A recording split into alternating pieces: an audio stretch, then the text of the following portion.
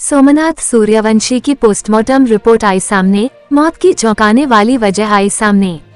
परभनी हिंसा मामले में न्यायिक हिरासत में बंद सोमनाथ सूर्यवंशी की मौत से पूरे राज्य में हड़कंप मच गया।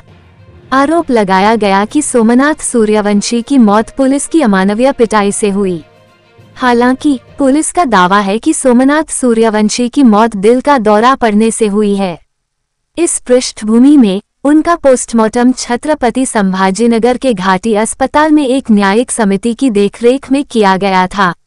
प्रारंभिक पोस्टमार्टम रिपोर्ट अब आ गई है। इसमें सोमनाथ सूर्यवंशी की मौत का कारण मल्टीपल इंजरी के बाद सदमा बताया गया है। इससे प्रतिद्वंद्वी के फिर से आक्रामक होने की संभावना है। ऐसे में परभनी पुलिस की कार्यप्रणाली पर गंभीर सवालिया निशान खड़ा हो गया है। सर, क्या कहेंगे आज ये आंदोलन किस विषय में? जो आंदोलन है वो परभनी में गए दिनों जो संविधान की जो प्रतिमा थी, वो संविधान की प्रतिमा कुछ समाज कंटकों ने तोड़फोड़ की थी। उसके विरोध में जब अम्बेडकरी समाज का जनाक्रोश रास्ते पर उतरा था, उस जनाक्रोश के ऊपर जिस तरह से पुलिस प्रशासन ने लाठीचार्ज किया और उस लाठीचार्ज में हमारा एक भीम सैनिक जो है सूर्यवंशी, उसका कल इंतकाल हो गया था।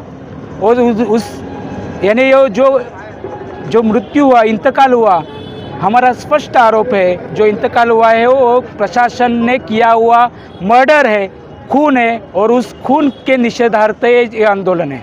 क्या मांगनी है सरकार से? हमारी यही मांगनी है कि पहली यानी जो मुख्यमंत्री देवेंद्र फडणवीस ने मुख्यमंत्री पद का राजीनामा देना चाहिए, अजित पवार ने राजीनामा देना चाहिए, एकनाथ शिंदे ने राजीनामा देना चाहिए, क्योंकि ये सरकार पूरी निकम्मी है।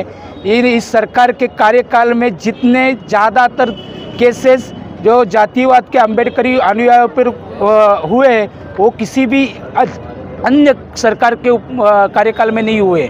इसके लिए हम उनकी राजीनामा की मांग करते हैं। आप पीआई को हटाने की मांग कर रहे हैं, इसकी वजह क्या कर रहे हैं?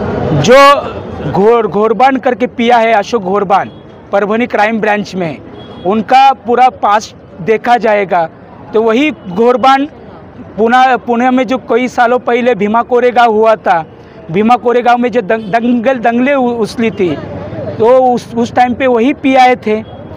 नांदेड़ में जो एक भीम सैनिक था अक्षय भालेराव करके, उसका मर्डर हुआ था जाति द्वेष के वजह से, उस मर्डर केस में भी यही पीआई थे।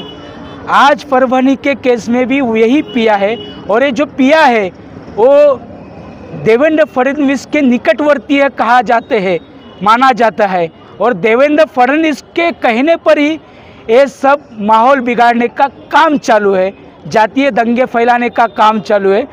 देवेंद्र फडणवीस की मानसिकता है कि आगे होने वाले जो महानगर पालिका के इलेक्शन से वो जातीय दंगे पर कैसे जीते जाए, यही उनकी मानसिकता है। यही इसके लिए हम लोग